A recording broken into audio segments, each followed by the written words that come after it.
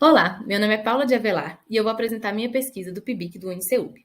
Eu fui orientada pelo Dr. Paulo Roberto Cavalcante e o título da minha pesquisa é O efeito de cartazes sinalizadores de consequências utilitárias e informativas na intenção comportamental de descarte de lixo. O comportamento de descarte correto de lixo é um comportamento proambiental, porque ele visa a preservação da natureza. Segundo a análise do comportamento, ele pode ser considerado também um comportamento operante. A intenção comportamental é considerado o preditivo mais acurado de um comportamento, ou seja, o melhor jeito de se prever se um comportamento será emitido ou não. O Behavioral Perspective Model diz que existem 3 fatores que influenciam o comportamento: o histórico de aprendizagem, a consequência reforçadora ou punitiva e a abertura do cenário do ambiente de consumo. As consequências podem ser divididas também entre utilitárias e informativas.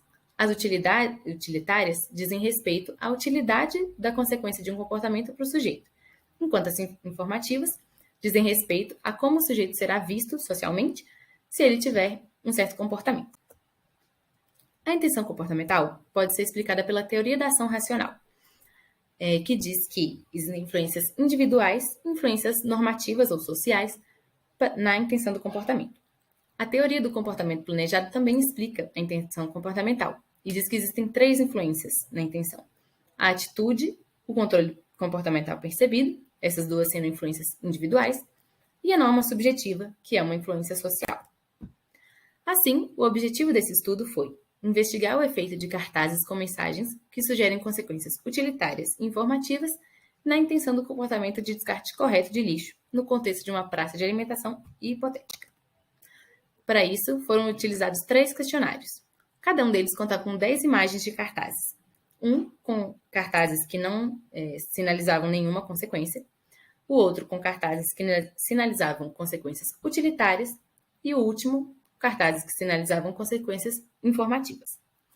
Todas as imagens eram seguidas de 2 perguntas e 2 afirmações.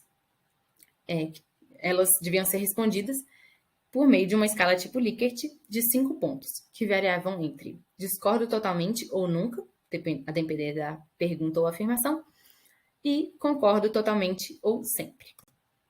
Os participantes dessa pesquisa foram 109 sujeitos, divididos em 3 grupos de acordo com o questionário respondido por cada um. Os grupos eram grupo controle, grupo utilitário e grupo informativo. A amostra foi escolhida por conveniência por meio da divulgação desses questionários pelas redes sociais.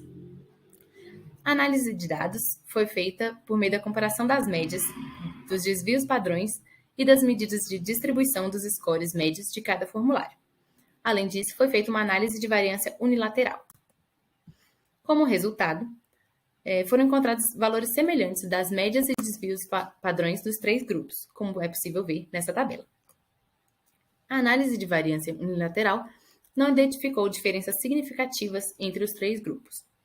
Isso porque o grau de significância encontrado nesse estudo foi de 0,738. E, para que exista diferença significativa, a significância deve ser menor do que 0,05. Existem possíveis explicações para esses resultados. O primeiro é que os participantes podem ter considerado os comportamentos proambientais importantes, independentemente das consequências explicitadas nos cartazes. Além disso, os comportamentos proambientais são bem vistos, assim como quem os emite. Então, eles podem ter sentido uma pressão social a dizer que se comportariam desse jeito. Isso corrobora os resultados de Oliveira Brochado e Caldeira, que dizem que a norma subjetiva tem mais influência sobre a intenção do comportamento do que outros aspectos. Além disso, eles podem ter emitido relatos distorcidos acerca de sua intenção comportamental. Isso é embasado em Ball e Beckert, que dizem que, se há um reforço da comunidade verbal para certos comportamentos, existe uma maior probabilidade dos sujeitos emitirem relatos de que têm esses certos comportamentos, mesmo que isso não seja verdade. Por fim, eles também podem ter percebido um custo de resposta baixo, em relação ao comportamento de descarte correto de lixo. Isso corrobora os resultados de Matos, que diz que o controle percebido é o fator que mais tem influência na intenção de comportamento. Como considerações finais, sugere-se, uma futura replicação desse estudo, pesquisar o comportamento de descarte de lixo em si, em vez do relato de intenção, refazer as perguntas, explicitando que as consequências devem ser levadas em conta para respondê-las, e descrever com mais precisão o ambiente em que se dará o comportamento. Essas são minhas referências. Muito obrigada.